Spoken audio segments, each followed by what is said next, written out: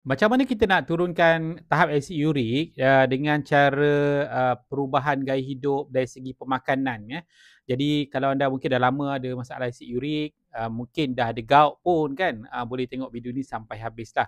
Kalau anda first time tengok, saya ada minta anda untuk klik butang subscribe dan komen saya dah subscribe.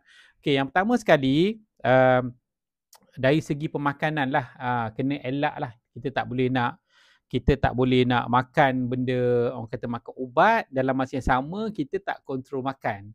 Jadi tubuh kita ni memang efektif untuk tukar makanan-makanan tu jadi asid urik. Jadi kita kena kontrol lah. Kalau kita nak sendi kita sihat, kena jaga makan lah kan. Jaga organ-organ makan, organ-organ daging kan. Perut, paru, usus tu apa, pedal, hati itu kena elak lah kalau boleh. Lepas tu ada jenis-jenis juga ikan-ikan yang tak boleh, dan ada juga jenis sayur-sayur yang tak boleh kan. Ada juga jenis kacang-kacang. Jadi benda tu kita kena jelas lah kan, tak boleh nak ambil secara sebelah mata, sebab kalau kena merana lah kan, seminggu, 2 minggu. Okay, itu yang pertama. Dan yang kedua, kita kena kontrol juga stres, sebab stres ni dia boleh menyebabkan tubuh kita mudah inflamasi, sel-sel kita mudah untuk inflamasi, dan kita kena jaga juga daripada makan benda-benda yang naikkan inflamasi. Radang lah, inflamasi ni lebih kurang lah sama lah dia punya makna dia tu kan. Jadi kita ada gout kan, ada gout ni maksudnya radang sendi.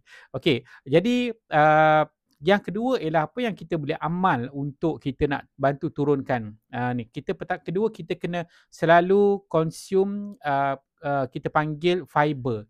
Fiber akan bantu untuk kita ada sistem perkumuhan yang lebih baik. Maksudnya bila benda tu masuk, purin tu boleh dibuang. Bukan saja purin, malah toksik yang menyumbang kepada jadi asid urik tu boleh kita buang siap-siap sebelum masuk dalam tubuh kita, dalam sistem darah kita semua. Jadi itu yang kedua lah. Yang ketiga ialah pengamalan kepada orang kata suplemen makanan semula jadi yang boleh bantu untuk turunkan asid urik. Yang pertama contohnya pil Down Sena. Pil Down Sena dibantu untuk kita ada sistem perut yang lebih baik. Jadi aktif, jadi buang siap-siap.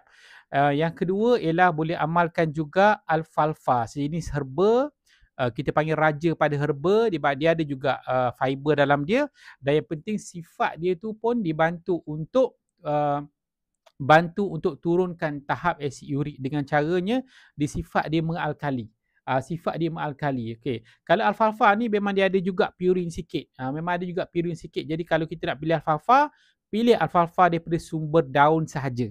Dekat market ni satu pokok dia letak kan. Jadi kena ambil daripada sumber daun sahaja, jadi kurang sikit dia punya purin, dan dia bagus untuk turunkan tahap asid urik.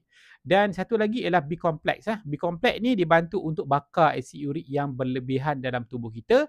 Dan satu lagi last sekali ialah polyphenol blend. Polyphenol blend ni kerja dia adalah betulkan balik sistem tubuh. Jadi dia akan bantu untuk kurangkan penukaran purin tu kepada asid urik. Dibantu untuk kurangkan penukaran tu.